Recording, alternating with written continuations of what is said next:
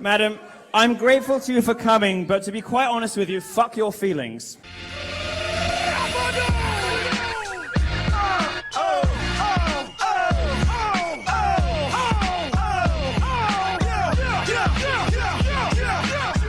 This is an open letter to Milo Yiannopoulos. I hope he fucking hears it. Woo! Dear Milo, how can you say that rape culture is not real when I hear the screams of my brothers and sisters piercing my ears each night?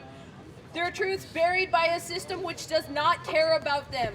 When 20% of women will be raped while in college and 9 out of 10 of them will know their rapist.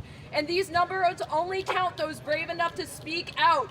Those who know they will be persecuted, who will be told they are liars. When Brock Turner spent only 3 months in jail, the girl he raped has to live with the trauma for the rest of her life.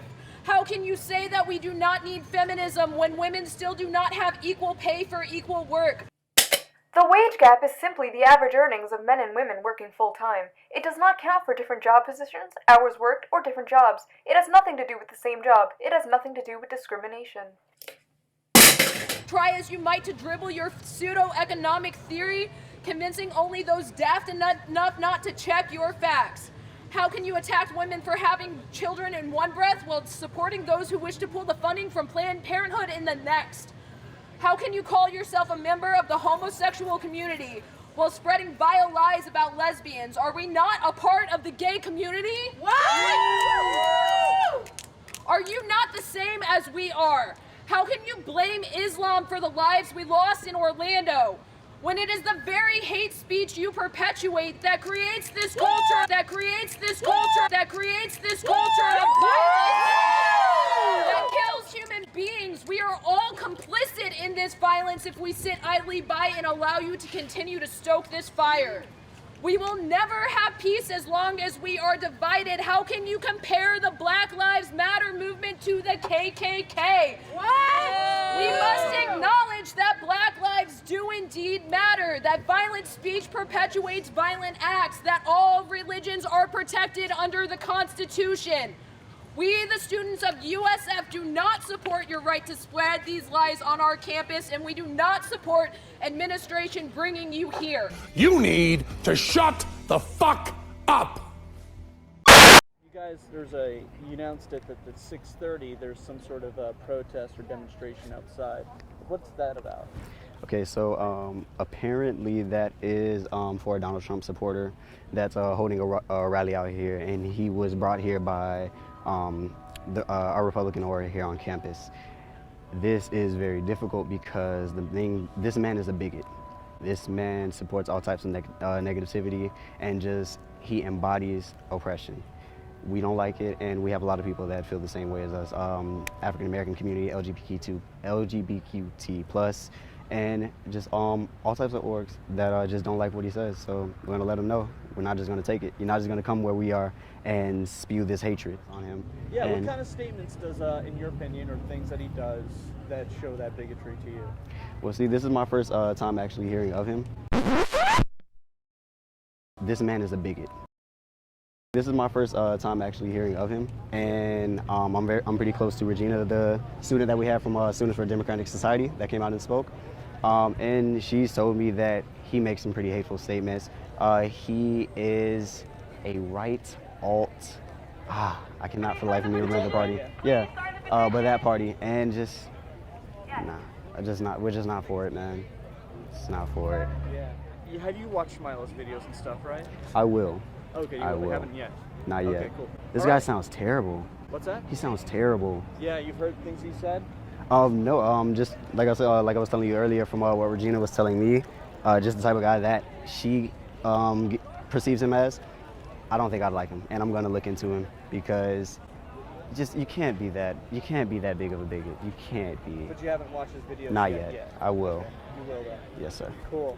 This man is a bigot. This is my first time actually hearing of him. This guy sounds terrible. A right alt. You can't be that big of a bigot. You can't. Is there anything else? Thoughts? No, just love, man. Love, just love everyone, love everybody. That's it. He did write an article in the wake of the Charlotte Proudman issue, and there was a lawyer who decided she didn't want to be a lawyer anymore, she wanted to be a Guardian columnist, so she made a name for herself by complaining that a man had said she looked nice. Well, I'm sorry, love. So she went to town, publicly shamed him. I suspect this is versioning of the rounds about hominem attacks. I am really interested to hear where you're going there, because I don't think I read it. In your piece, you said that if it was a man, you'd probably have laughed.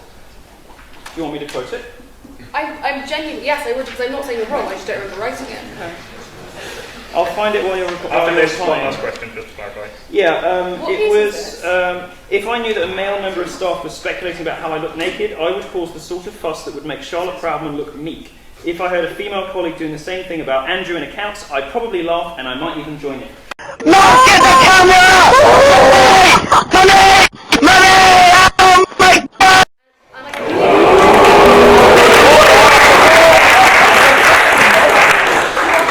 You are completely right, and do you know what? I think the fact that I would say something like that, I think that is really problematic.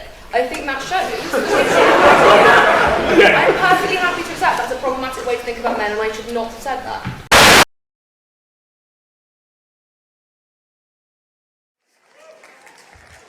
But the thing I hate about them the most is that they're making it harder for us to laugh.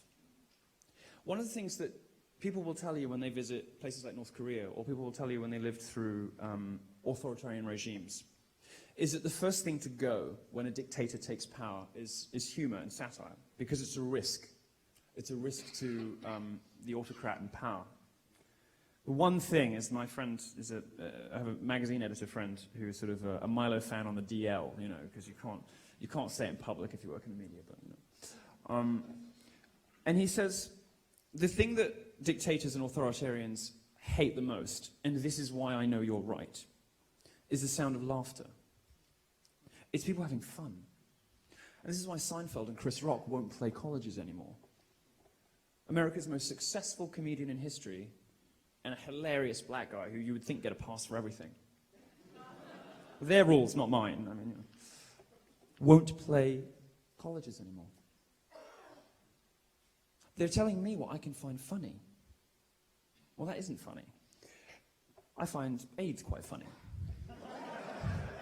I find Islam quite funny. I find all sorts of things that I'm not supposed to... What's that?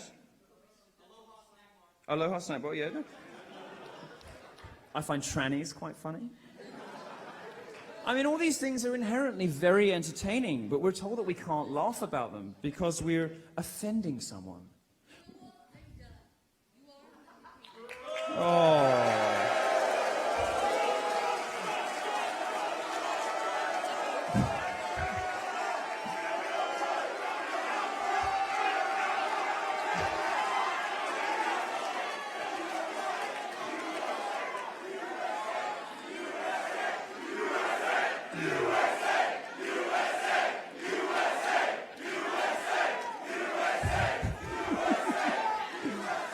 Madam, I'm grateful to you for coming, but to be quite honest with you, fuck your feelings. What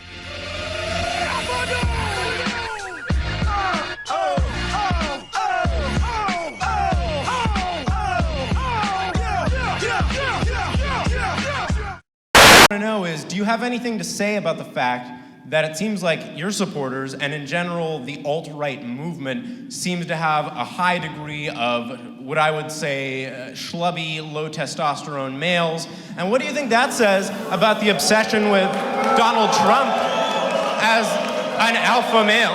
Yes. Sorry, I wasn't done with my question. Mr. Yiannopoulos, I wasn't done with my question, and as you're fond of pointing out, it's rude to shout people down and an infringement of their free speech to shout people down.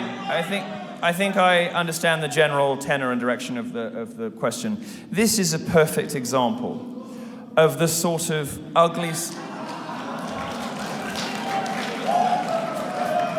This is a perfect example of the sort of ugly sociopathy that has given rise to the sexodus, that has given rise to young men checking out of relationships, that has given rise to female unhappiness as they discover that more men are deciding that women just aren't worth the hassle. This kind of ugly, nasty, cruel generalization about men who have done nothing to deserve it is precisely, I'm answering your question, sir. You don't get to respond again. The difference is when I call feminists fat, they are. When you call the room virgins, unlikely. As with all things, even my mockery is evidence-based. And as a Christian, I think it's important that the strong protect the weak. And in many cases, the young men you're describing do have problems. They sometimes aren't the most socially fluent. They sometimes aren't the most sexually fluent. Fuck you for putting those people down.